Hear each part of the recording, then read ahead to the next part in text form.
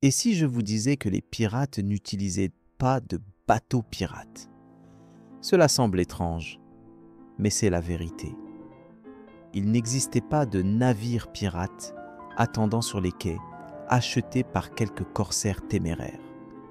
Les pirates ne choisissaient pas leurs embarcations sur catalogue et n'avaient pas de chantier naval spécialisé. Ce qu'ils faisaient était autre chose.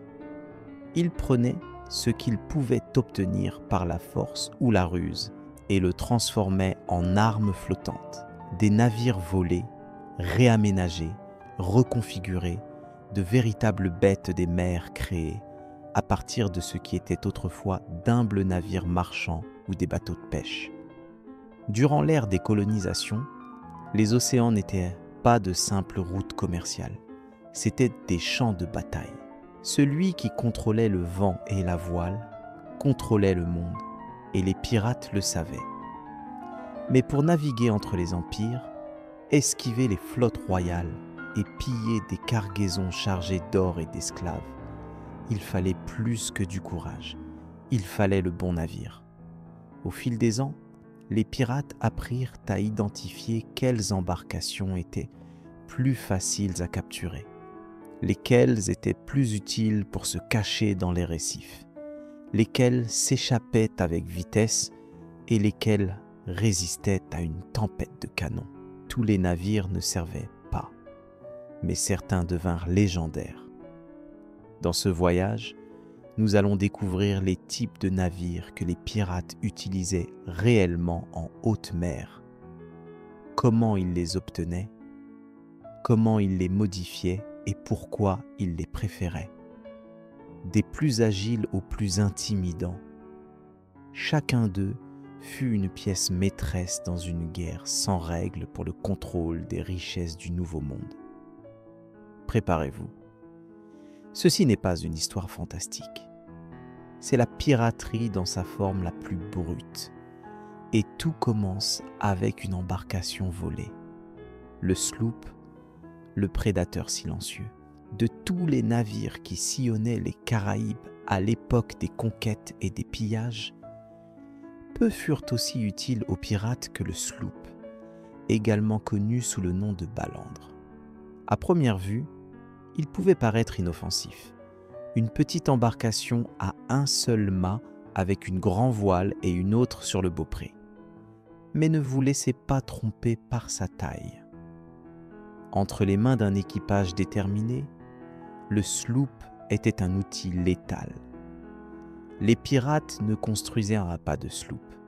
Ils les volaient ou les acquéraient par des réseaux de contrebande et de corruption. Souvent, c'était dans des embarcations de pêche ou de transport qui, après être tombées entre de mauvaises mains, se transformaient en navires de guerre improvisés. On supprimait les cabines, on élargissait les ponts pour loger plus de membres d'équipage et, surtout, on ajoutait autant de canons que la coque pouvait en supporter sans se briser. La véritable puissance du sloop résidait dans sa vitesse. Certains atteignaient plus de 18 km par heure, environ 10 nœuds, un chiffre impressionnant pour l'époque. Cela leur permettait de s'approcher furtivement de leurs victimes, de lancer un abordage surprise et de disparaître avant que les autorités ne puissent réagir. De plus, leur tirant d'eau était très faible, ce qui leur permettait de se déplacer dans des eaux peu profondes, de traverser des mangroves et de se réfugier sur des îles que des navires plus grands ne pouvaient atteindre. Malgré leur taille limitée, ils ne dépassaient généralement pas les 100 tonnes ni les 18 canons. Les sloops étaient parfaits pour les embuscades rapides et les pillages ponctuels. Si les choses tournaient mal, ils offraient également une voie de fuite rapide. Et cela, dans le monde de la piraterie, valait autant que l'or. Entre de bonnes mains, ce petit prédateur pouvait affronter des géants.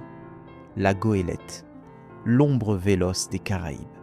Si le sloop était le poignard, La goélette était la dague longue, rapide, précise et létale à distance. Avec un ou deux mâts et des voiles triangulaires, les goélettes offraient une combinaison presque parfaite de vitesse, de manœuvrabilité et d'espace de chargement. C'étaient des embarcations courantes dans les chantiers navals des Caraïbes, ce qui en faisait des cibles faciles à voler et encore plus faciles à la modifier. Les pirates n'appréciaient pas seulement les goélettes pour leur design élégant, mais parce qu'elles représentaient une plateforme idéale pour leurs besoins. Dès qu'une tombait entre leurs mains, le processus de transformation commençait. On démontait les cabines inutiles, on renforçait les ponts et on installait des canons le long de leurs flancs. On augmentait également l'espace pour l'équipage, car une goélette pirate voyageait rarement avec moins de 50 hommes. Mais ce qui rendait réellement redoutables ces embarcations, c'était leur capacité de navigation. Les goélettes pouvaient fendre le vent avec une précision millimétrique, se déplacer en zigzag entre les récifs et les bancs de sable et disparaître en quelques minutes si la situation se compliquait. Leur structure légère et leur faible tirant d'eau étaient parfaits pour se cacher dans des baies étroites ou des mouillages secrets des Caraïbes, où les eaux étaient très tresses et les poursuites se décidaient à quelques centimètres près. La goélette était reine. Elles étaient également excellentes pour suivre de près des navires marchands plus lourds et observer leur route sans être détectées, attendant le moment idéal pour attaquer. Certaines des bandes les plus actives du XVIIIe siècle préférèrent les goélettes pour leur efficacité dans les attaques coordonnées. Elles frappaient vite, volaient ce qu'elles pouvaient charger et disparaissaient avant que les canons ennemis ne puissent s'aligner. Elles n'avaient pas la même puissance de feu qu'un galion, mais elles n'en avaient pas besoin non plus, car dans le monde, parfois ce que l'on ne voit pas est ce qui tue le plus. Le brigantin, l'équilibre parfait entre vitesse et feu. Quand un pirate cherchait quelque chose de plus robuste qu'un sloop, mais sans perdre en vitesse, le brigantin était la réponse. Avec 2 mâts et des voiles carrées, ce navire combinait manœuvrabilité avec une surprenante capacité de charge et d'armement. C'était l'évolution naturelle pour les capitaines qui voulaient aller au-delà du pillage rapide et s'aventurer dans des affrontements plus prolongés. Les brigantins étaient rapides en haute mer, pouvaient transporter jusqu'à 20 canons et loger facilement entre 80 et 100 membres d'équipage. Beaucoup étaient à l'origine des navires marchands capturés et transformés par des pirates qui renforçaient la coque, dégageaient de l'espace pour les armes et agrandissaient les cales pour stocker le butin. Leur coque étroite et leur faible tirant d'eau leur permettaient de fuir par des estuaires ou de mouiller dans des zones inaccessibles aux navires lourds. Ils étaient idéaux pour les embuscades côtières et les attaques coordonnées entre plusieurs embarcations. Leur polyvalence en fit l'une des options les plus populaires parmi les pirates des Caraïbes et de l'Atlantique. Rapide, fort et flexible, le brigantin représentait la maturité tactique du pirate qui savait qu'on ne gagne pas toujours en fuyant. Parfois, on gagne en tirant le premier.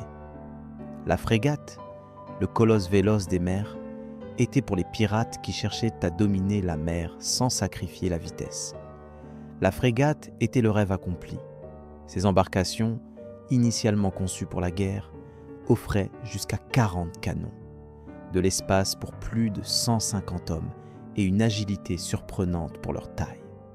Leur forme allongée, leur faible tirant d'eau et leur gréement mixte les rendaient rapides, manœuvrables et dangereuses. Une frégate n'était pas construite pour la piraterie, mais entre les mains d'un corsaire audacieux, elle devenait une machine de pillage. Après en avoir capturé une, les pirates la modifiaient pour charger plus d'armes, renforcer la coque et alléger les structures internes.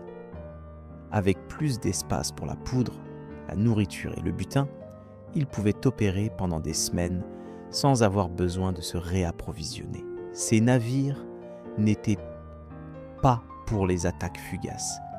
Ils étaient faits pour chasser de grands navires, résister aux feux ennemis et affronter des escortes armées. Pour capturer l'un des plus grands trésors jamais volés par un pirate en haute mer, une frégate pirate était une déclaration de puissance. Non seulement elle s'échappait, mais elle chassait aussi. Jusqu'à présent, nous avons vu comment ces navires ne naviguaient pas seulement, ils survivaient aussi. Et si vous appréciez ce voyage sur les routes de la piraterie réelle, abonnez-vous à la chaîne pour ne pas manquer les prochains abordages historiques. Quel type de navire auriez-vous aimé commander, vous? Un rapide et agile ou un monstre chargé de canons? Le galion, le titan du pillage, fut sans aucun doute le navire amiral des empires coloniaux. Conçu pour transporter de l'or, de l'argent, des épices et des esclaves d'Amérique vers l'Europe, il était grand, lent et chargé de trésors.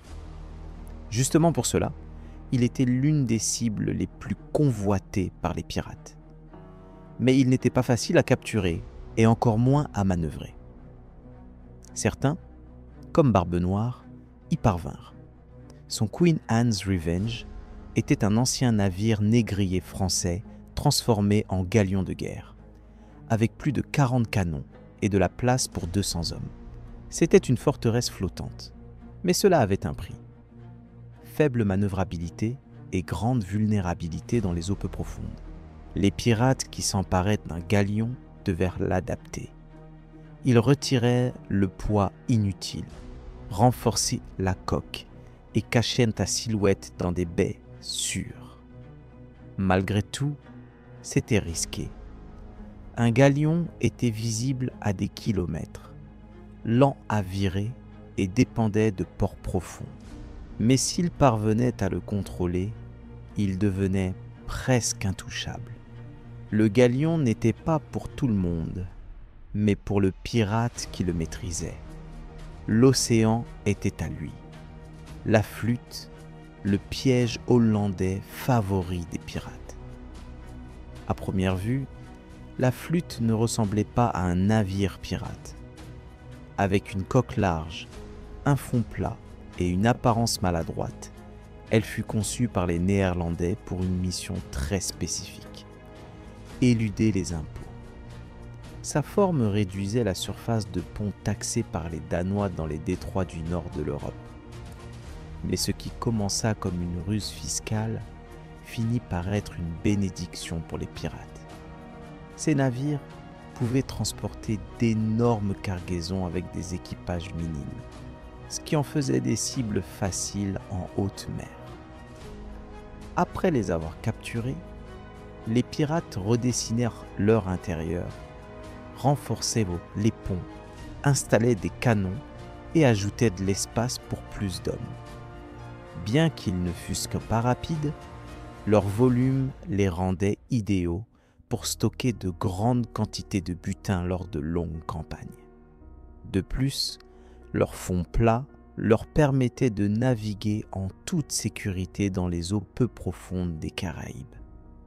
Chose inattendue pour des navires de cette taille. Certains pirates les utilisaient comme navires-mères, à partir desquels ils opérèrent des embarcations plus petites pour des attaques rapides. Ils étaient inconfortables, lents et laids, mais une flûte bien adaptée pouvait être la base d'un empire pirate flottant. Le navire à gréement carré, le géant marchand recyclé. Les navires à gréement carré ne furent pas créés pour la guerre, mais les pirates ne pouvaient pas toujours être exigeants. Ces embarcations, avec 3 mâts et d'énormes voiles carrées, étaient couramment utilisées pour le commerce transatlantique, y compris la traite des esclaves, et transportaient des tonnes de sucre, de tabac ou de métaux précieux. Leur taille les rendait lents, mais irrésistibles. Capturer l'un d'eux était un coup de chance. Bien que difficile à manœuvrer et peu efficace au combat, Leur espace intérieur était idéal pour stocker des butins de grande envergure. Les pirates qui mettaient la main sur l'un d'eux le modifiaient généralement à leur manière. Ils allégèrent le poids, installaient un armement factice pour intimider et l'utilisaient comme transport logistique ou navire piège. En de nombreuses occasions, la simple silhouette imposante de la coque suffisait à inspirer la peur. Certains capitaines peignaient de faux canons ou utilisaient des pavillons trompeurs pour forcer les redditions sans tirer une seule balle. Ils n'étaient ni agiles ni discrets, mais en haute mer, leur présence suffisait à changer le cours d'une flotte marchande. Entre des mains pirates, même un navire maladroit pouvait devenir une menace si l'on savait jouer avec la peur. À l'ère des colonisations, être pirate, c'était vivre entre le fil du sabre et l'horizon incertain. Mais au-delà du courage et de l'ambition, il y avait une vérité que tous connaissaient. Un pirate valait ce que valait son navire. Il n'existait pas d'embarcation parfaite, seulement des décisions judicieuses. Certains choisissaient la vitesse pour attaquer et fuir. D'autres l'espace pour stocker de l'or, de la poudre et des esclaves. Et les plus audacieux se lançaient à la conquête de véritables monstres des mers. Sloops, goélettes, brigantins, frégates, galions, flûtes et navires marchands recyclés. Tous faisaient partie d'une stratégie plus vaste. Rien n'était laissé au hasard. Chaque canon, chaque courbe de la coque avait un but. Et derrière chaque mât flottait une décision tactique. Attaquer ou s'échapper, résister ou se rendre. Ces navires ne furent pas conçus pour la piraterie, mais entre des mains déterminées, ils devinrent des instruments de terreur. Liberté ou cupidité, ils furent le foyer et le champ de bataille d'hommes qui défièrent des empires avec des voiles déchirées et de la poudre humide. Et maintenant que vous les connaissez, dites-moi, avec laquelle de ces embarcations auriez-vous osé naviguer sur des mers pleines de trahison? Laissez-nous votre commentaire. Abonnez-vous si l'histoire qui n'apparaît pas dans les livres vous passionne. Et souvenez-vous, les empires construisent des navires, mais les pirates les transforment.